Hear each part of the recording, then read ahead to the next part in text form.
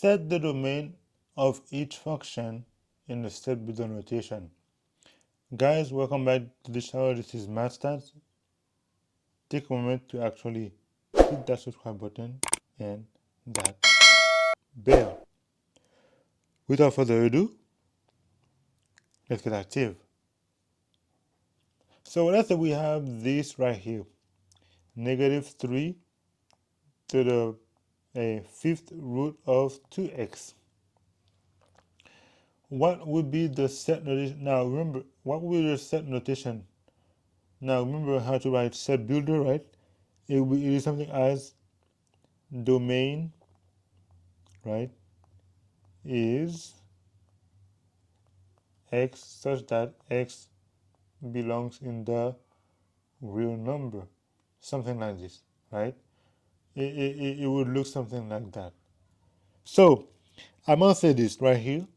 In this case right here, we have a fifth root. Therefore, the domain would be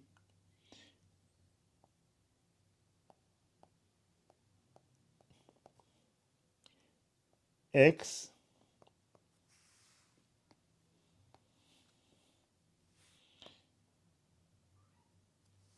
the domain would be x such that x is what? Any real number. Now, why is it that this is the case? It is simply because we have an odd root. Now, I'm gonna give you guys this part. There is a difference between having a odd root versus even root. Why is that? If you have, let's say, if I had basically -3 times the square root of 2x, well, the domain would not be, the domain would not be x such that x is in the real world, a real number. Why? Because here's the reason why. In the real numbers, we also have negative. So in a sense, if we had a even root, or like let's say a square root or a fourth root or a sixth root, we would have to do a calculation. It would be like this. It would be like 2x greater or equal to 0, and that would mean x is greater or equal to 0. Why? Because you cannot take the square root of a negative number. I'm going to say it again. You cannot take the negative of you cannot take a negative square root, meaning you cannot have this. Let's say we say in that case that x can be any number. So if I say -3 times 2 times what? -1. So we would have, okay, let's say x equals to 1. Let's say x equals to -1. Then we would have -3 square root of 2 times -1. That would be -3 times the square root of -2. Guess what? You cannot take the square root of a negative number. This is why if you have a square root or an even root, for the domain, you need to find first which number for x would make the number in the radicand equal to 0. So here, x can only be equal to at least 0 for this to be proper. So now, that will be equal to 0. So if we had this right here, that domain would be, the domain would now be x such that x is greater or equal to 0. So think about it, guys. You cannot take the square root of a negative number. But if you have a cube root, fifth root, or any of that, it is not the same. You can do anything with that one. Why? Because in a odd root, if you have a negative number, you can cube it. For instance, here is why you can now take the square root of a negative number. Let's say I have -2, right?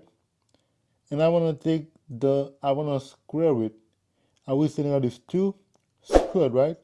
That will be equal to -2 times -2. That equals to 4.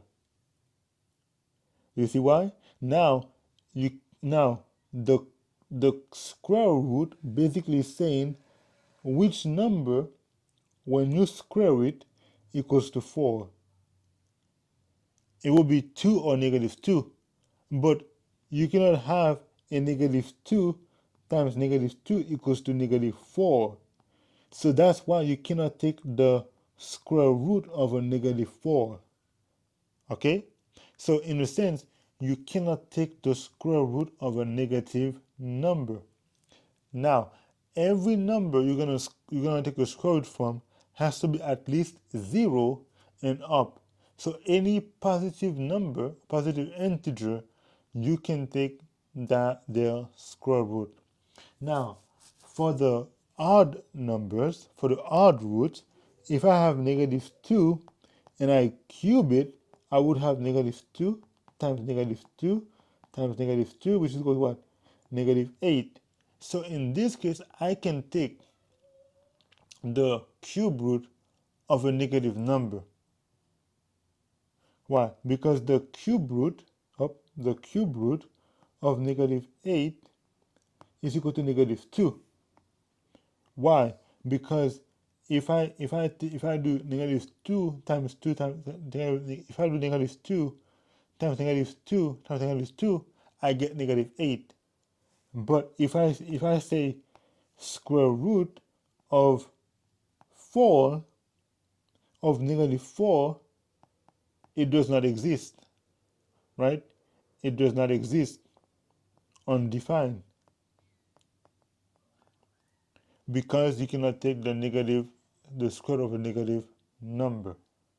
So I wanted you guys to know that part, because it would be, I know it might be confusing, but the reason why the domain, in this case right here, the domain for that is because you cannot take the square root of a negative number. Now, I'm going to stop it right here. I'm going to do a part 2 where I'm going to be doing graph, because you can also graph radical exponent and radical functions. Guys, this is MathStats. Hope you enjoyed the video, and if you didn't enjoy the video, give it a thumbs up and don't forget to hit that subscribe button. I hope to see you guys again. Until then, MathStats out.